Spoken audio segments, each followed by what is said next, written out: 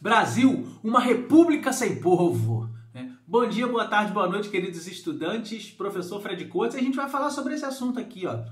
Como a proclamação da república no Brasil não significou um aumento da participação das pessoas no processo eleitoral. Ou seja, como o povo, a maioria da população, não faz parte do processo político, mesmo com a proclamação da República. E para isso, vale lembrar aqui uma frase de um jornalista na época, que era mais ou menos assim: o povo assistiu bestializado àquela cena, que mais parecia um desfile militar do que qualquer outra coisa. Bem, a frase não é exatamente essa, mas era mais ou menos assim. Se referia, então, ao fato de que a proclamação da República não houve a participação popular. Como se as pessoas, ali naquele momento, no dia 15 de novembro de 1889, assistissem militares em seus cavalos, passando pelas ruas do Rio de Janeiro, avisando que a República havia sido proclamada, numa completa ausência da população na mudança desse sistema de governo. E essa ausência da população acaba se refletindo também na primeira Constituição Republicana, proclamada lá, criada em 1891, entre várias outras medidas. Essa primeira Constituição Republicana determinou o seguinte em relação ao voto: poderiam votar maiores de 21 anos alfabetizados.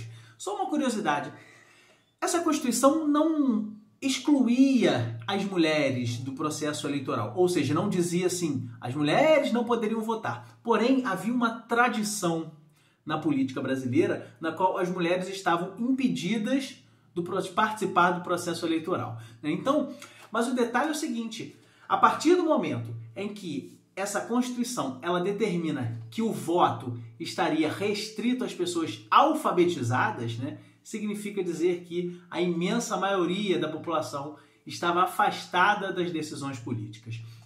Acredita-se aí que mais de 85% da população brasileira no final do século XIX e início do século XX era analfabeta.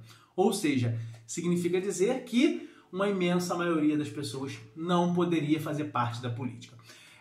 Se vocês procurarem na internet, esse é um dado muito interessante que foi publicado por um livro pelo historiador José Murilo de Carvalho. Vocês conseguem encontrar uma tabela com a porcentagem de votantes nas eleições da chamada República Velha, ou Primeira República Brasileira.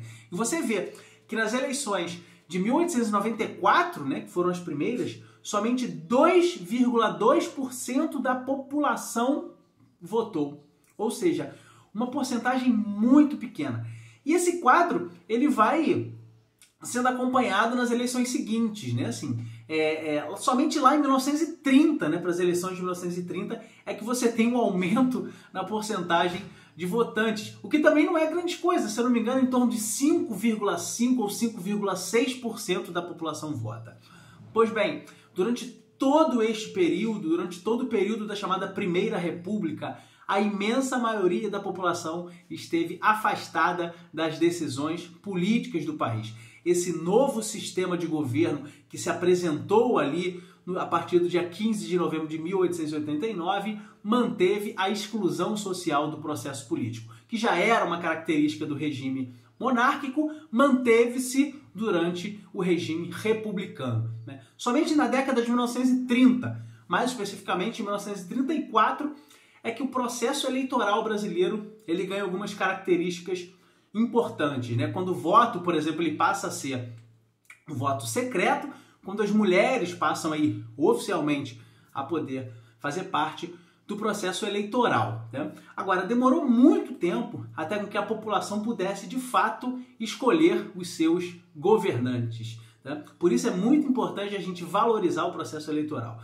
A gente vive numa república democrática, no qual os nossos governantes eles são escolhidos por nós através do voto. Por isso é muito importante a gente votar para que a gente possa decidir aí, através do voto, o futuro do nosso país.